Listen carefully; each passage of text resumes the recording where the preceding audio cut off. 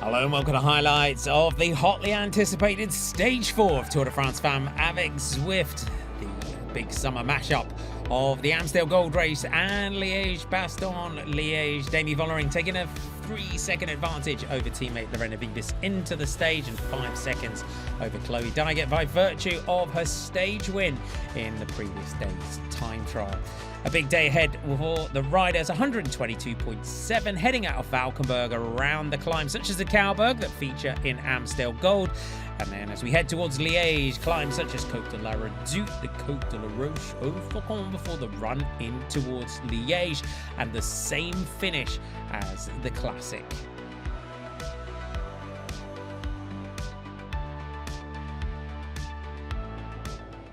Belgium unfortunately didn't get the memo that it was our big summer mashup, and the rain brought the classic flavour to the race. Sarah Martin was the lone leader as she came towards the 50-kilometre to go point and a level crossing delaying the riders. But for the Movistar rider, her gap was significant enough that meant once they restarted, she would be started with the same gap that she had when the race was brought to a halt. Chloe Dygert and Neve Bradbury, it gave them the opportunity to ride back onto the race.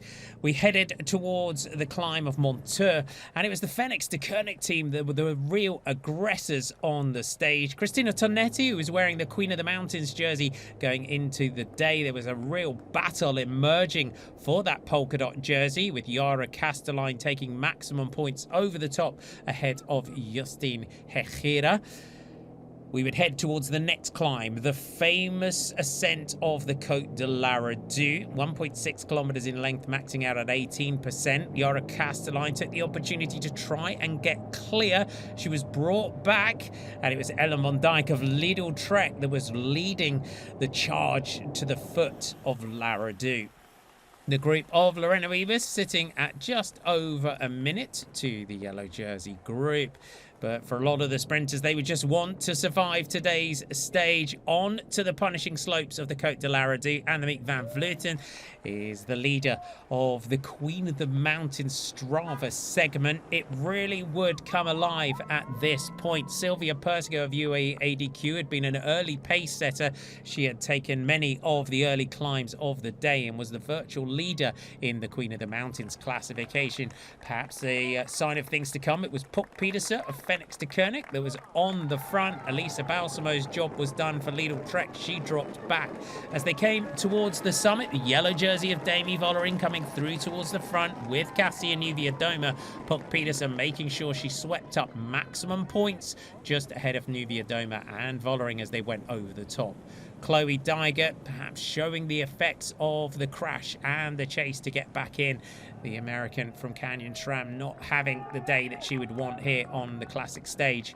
It was on to the Côte de Forges, 1.3 kilometers in length. Elise Chabet holds this Strava segment for this climb. Great lead out for Sarah Gigante for teammate Justine Herrera at the summit, and Herrera came through to take the maximum points just ahead of Yara Castelline. The AG Insurance Soudal rider from Belgium deciding that that was a point to go. Unfortunately, Cecilie Uttrup Ludwig of FDJ Suez had a crash on the descent, and it did take a while for her team car to get up to her and give her a fresh bike. On to the next climb of the day, the Côte de la Roche au Faucon, and it was the yellow jersey of Demi Vollering ominously coming through towards the front and started to set the pace. Rihanna Marcus, Visma Lisa Bikes general classification rider, was one that was starting to get distance. As we came towards the summit, we had a select group of 4 at the front. Kasia Nieuwiadoma of Canyon SRAM, Demi Vollering in yellow, Puk Pieterse of Fenix de Koenig with teammate Paulina Royackers just on the back. Puk Pieterse crested the summit, took maximum points and started this descent with her teammate on the back. Unfortunately, Royackers wouldn't be able to follow on the descent, and it came down to 3 as we headed towards the bonus sprint with 10 kilometers to go. Vollering took the 6 seconds ahead of Nieuwiadoma, with Pieterse taking the 2, and these 3 would press on. They had opened an advantage advantage over the group of Juliette Labousse of 28 seconds as they headed towards Liège. The gap was holding fast as they ran in towards the finish of the famous classic. Vollering led into the corner, Pedersen on the wheel, and Kasia Niewiadoma, in a mirror image of Liège-Bastogne-Liège, launched her move early. Pedersen playing the game perfectly, forcing the yellow jersey to chase the young rider on the back, whether it's on the cyclocross bike, on the mountain bike. She was looking to put the disappointment of the Olympic Games behind her. She launched her move for the line. Vollering came up onto the wheel, came past, and it would come down to the throw to the line between Puk Pedersen and Demi Vollering, and it would take some time before they got the nod that it was Puk Pedersen of Phoenix de Koenig that took the stage victory. If you're going to take your first road win, you may as well do it on the biggest stage there is, here at the Tour de France Femmes avec Zwift. There's the photo finish. I think Puk Pedersen will be framing that one and putting it on her wall. She takes the stage into Liège, ahead of Demi Vollering and Kasia Niewiadoma. Kim Lecourt leads the group in behind. Rupp, De Jong, Muziek, Van Anrooy, Fischer, Black and Meyering, your top 10. Another day, another yellow jersey for Demi Vollering. She extends her lead in the general classification, which you could say has now been turned on its head. 22 seconds advantage over Puk Pedersen.